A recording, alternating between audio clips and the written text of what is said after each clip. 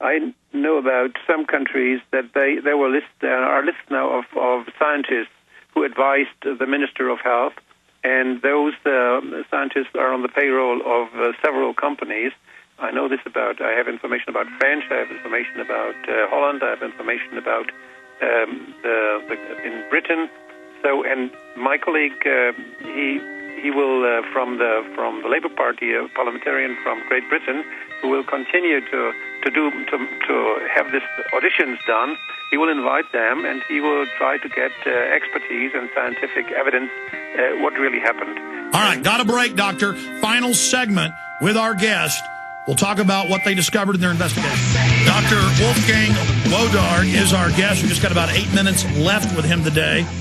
His website is wodarg.de, W-O-D-A-R-G. Very honored to have him with us. He headed up the investigation for the 47-member Health Council of Europe.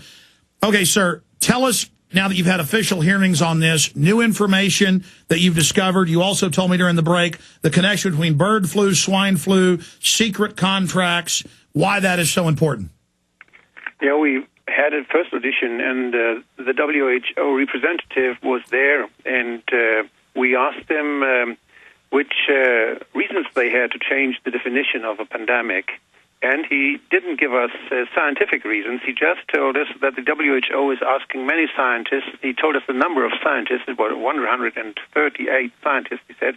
They were asking, and after this, they had changed the definition. But when you really see the press reports from that time, it's from the 19th of May, and we asked him this too, then you can see that there were many member states urging the WHO not to use the new definition. And Mr. Fukuda, who is the representative of WHO, who was present in Strasbourg, he told us, he told those member states of WHO, had told them, yes, we will have a deep thought on it. But then they met again with the pharmaceutical industry, and they just went on blindly using this unwanted pandemic definition, and this led to spending enormous amounts of money, and this led to unnecessary vaccinations of millions of people.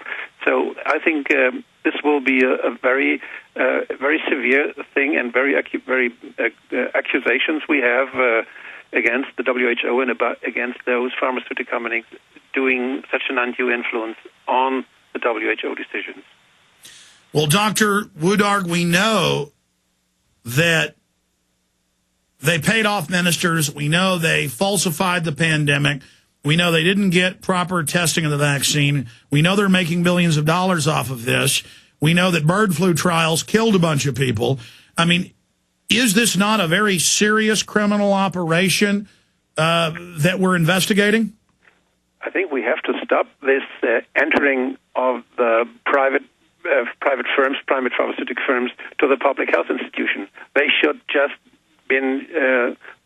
leave this institution, and they should have no influence on the decisions of the agency, of the public health agency, which is so important for protecting us against health threats worldwide. And this shall be one of our goals to give advice to our governments to go to the World Health Assembly and to say that WHO has to change its rules and that there has to be more transparency. This will be the result, I think, of our recommendations. This will be our recommendations to the member states. Well, we know that in the U.S. and Europe, especially the U.S., because I've really studied that area, perhaps you can fill us in on Europe.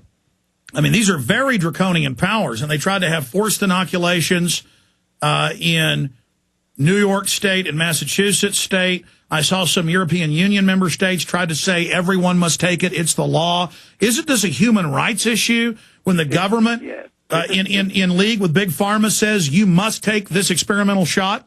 Yes, the Council of Europe is a human rights institution, and this is why we deal with the matter, because the integrity of the body and the right to health is a very important fundamental right, which is touched, and it should not be touched by if a doctor just do something because he wants to earn money, he is punished. If he doesn't do it for the health of his patient, but he does it only for his pockets. So if an institution or if a big institution does decisions for money, influenced by people who do it for money. This is a crime too, and I think we have to go after it as a human rights institution, and we will do it.